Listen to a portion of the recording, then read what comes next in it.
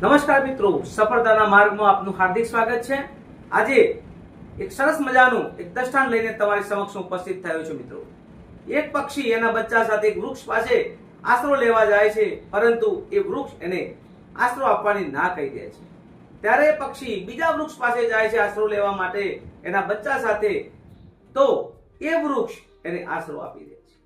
પરંતુ સમય જતા જે પ્રથમ વૃક્ષ છે એ પક્ષીને આશરો નહોતો આપ્યો, ત્યારે મોટા વાવાઝોડાની અંદર, વરસાદની અંદર એ તણાઈ જાય છે। ત્યારે આ પક્ષી આ દ્રશ્ય જુએ છે કે આ વૃક્ષે મને આશરો નથી આપ્યો, માટે એ તણાઈ ગયું છે।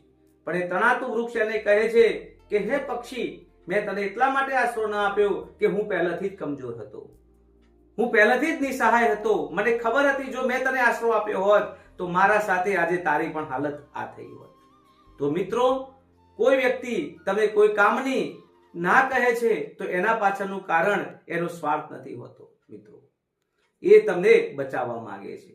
કારણ કે એ જ જો કમજોર હોય તો એને જો તમને સાથ આપ્યો હોય તો એની સાથે તમે પણ તણાઈ ગયા હોત। તો આ જીવનનો મહત્વનો ઉદ્દેશ છે મિત્રો। તો આજનો ઉદ્દેશ મારો કેવો લાગ્યો? જો સારો લાગ્યો હોય તો શેર કરો, સબસ્ક્રાઇબ કરો અને લાઈક કરો। ધન્યવાદ।